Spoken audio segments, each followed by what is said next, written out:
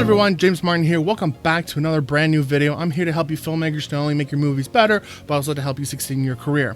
Today it's all about set behavior, how you can really make sure that everyone's on the same page, sets run smoothly, and everyone just has a really good time. Because if everyone has a good time, everyone is calm, and you get your point across really clearly and professionally, then that's actually going to come across on screen, believe it or not.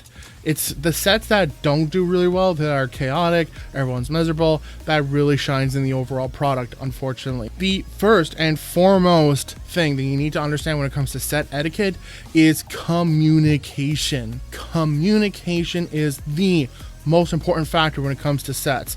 If everyone's not listening, if no one knows what's going on, if people are trying to call out for things or ask for things and no one's listening, or there's too much noise, then your set's going to go down the literal toilet. So what you need to do is make sure that the air is clear, that there's no confusion, you're doing as much preparation beforehand as possible. But when it comes to the set itself, you don't want everyone to be running around making a ton of noises like a pack of wild monkeys.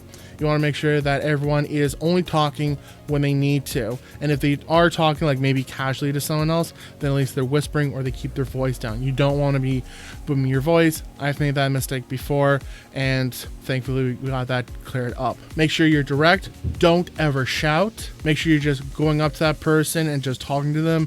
If you're in a very big location, use walkie-talkies, radios, phones, whichever you need. The second thing you have to understand, this is very, very crucial. This is going to sound very military-esque, but essentially anytime someone tells you to do something or is giving out a message, you do need to respond with something like copy that.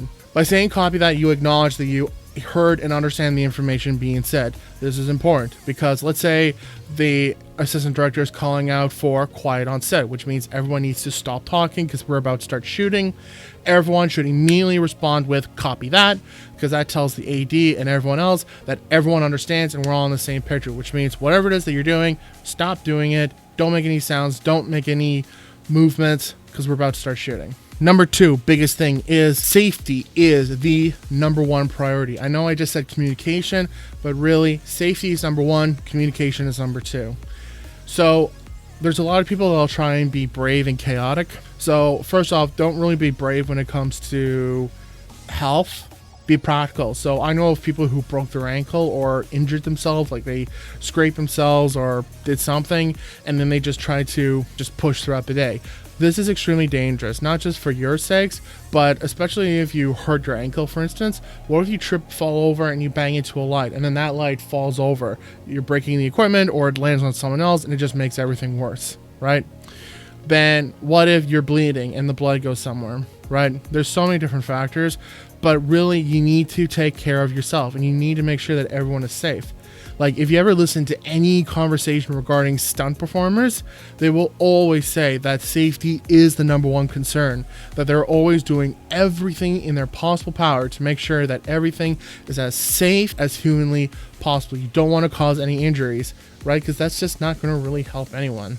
So, I mean, use common sense when it comes to safety. Even if you're not doing like stunts or fighting, there's some very simple things to keep in mind. So, for instance, if you're not working with the equipment, don't touch the equipment, because people who work with the equipment are usually very strong guys and gals who know what they're doing. Often they wear gloves. That's important, so you don't cut yourself, or you're working with a light that's hot, and that way you can use the gloves and still work with the light without hurting your fingers. So I will not touch any equipment because I don't like touching the equipment. I'm not really great with physicality. I just let everyone else deal with that. I'm much better with logistics and organization. Also, absolutely no running on set. There's cables. Who knows if you could bump into equipment, if you could damage the location. Overall, just use common sense.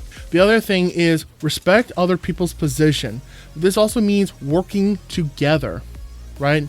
So it gets very, very easy to get very bossy and not listen and not take other people's thoughts into consideration. I've made these mistakes multiple times. It's really important that you clear the air and get people talking to each other, but also listening. You want to make sure you keep a cool head, but stay focused. So don't freak out, remain calm. Everything's going to work out. Everything's going to be just fine. If people start having really bad attitudes and start freaking out, then that just doesn't help anything because everyone's going to get chaotic.